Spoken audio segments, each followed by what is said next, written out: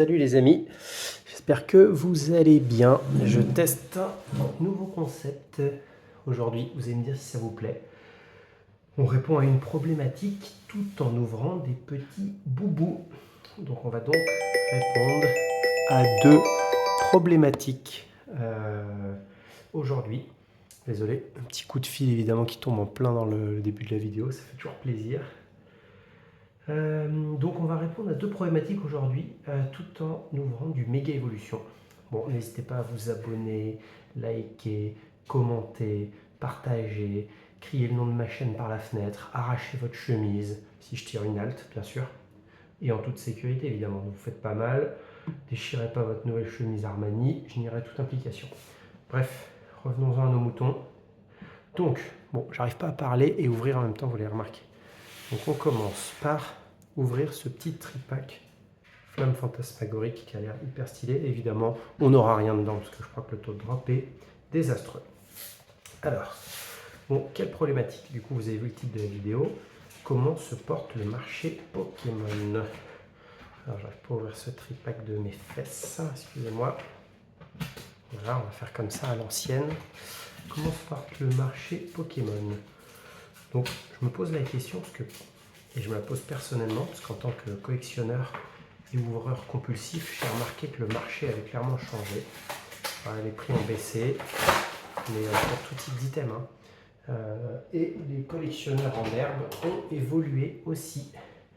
En vrai, pour tous ceux qui sont dans le Pokémon Game depuis des années, les tendances, elles évoluent tout le temps. Voilà, un coup c'est l'ultra vintage, un coup c'est le vintage à 100% sans distinction de bonne ou de mauvaise série, et un coup c'est le récent qui plaît et qui explose. Voilà, ce qui me paraît être la tendance du moment. Voilà le... Oula, j'ai pas remarqué que j'avais une vidéo très dégueulasse. Bon, c'est pas grave, on a le plus important. Et là, hop. Donc, désolé, du coup, je suis en plein soleil, évidemment. C'est pas top pour la vidéo. Je me remets comme ça, tant pis pour moi, je verrai moins bien. Bref, qu'est-ce que j'étais en train de dire? Oui, j'étais en train de dire du coup que en ce moment la tendance était plutôt au récent. Voilà, c'est ce que je constate, évidemment, c'est pas un scoop. On est de plus en plus dans le Pokémon Game aussi, je trouve. Voilà, il y a plus de scalpers, les boutiques se vident dès le premier jour. En tout cas, les ETB, les UPC, c'est même pas la peine d'y penser à part si tu te mets à 7h du mat dans le magasin. Il y a plus de personnes aussi qui ouvrent et qui essayent de grader en gagnant de l'argent. Du coup, qui essaient de gagner de l'argent en gradant, excusez-moi. C'est vraiment très dur de faire deux choses à la fois, je vous le jure. Ah bah voilà, on commence par un petit hit sympa malgré ce que je disais. Je disais que j'avais rien à voir, mais bon, en fait c'est pas mal. C'est quand même un super hit, un petit méga Dracofeu X. Qu'est-ce que je disais? Oui, très dur de faire deux choses à la fois, mon dieu, je m'en sors pas. Ouais, alors du coup, les gens, il y a de plus en plus de Poké-addicts en ce moment. Donc du coup, la tendance du moment qui semble être récent, donc ouvrir, comme ce que je suis en train de faire grader, scalper, revendre direct. Il y a pas mal de techniques en ce moment. Le business, il semble être ici. Je le vois par exemple sur mon compte Vinted. J'ai plus de likes avec un bundle flamme fantasmagorique qu'une demi-display soleil et lune du hot shot par exemple. Ça me paraît aberrant parce que je trouve ça l'item est beaucoup plus fou, la demi-display du hot shot. Mais en fait, c'est le marché du moment, il est comme ça. Les nouveaux entrants là dans le Pokémon Game, ils veulent du récent. Ils veulent les séries du moment, c'est ça qui les fait kiffer. Du coup, ça fait chuter un peu les prix de l'ancien, globalement, et augmenter le prix du récent. On voit les Chase Cards, les Noctali, les Mew Bubble de Destiny Paldea, le Dracof alternatif évidemment de cette série. Tout ça, ça explose. Donc c'est un peu je dirais, la tendance du moment. Après, ceux qui étaient dans le Pokémon Game depuis J'ai flingué le booster le plus important, celui de Dracof, mais c'est pas grave.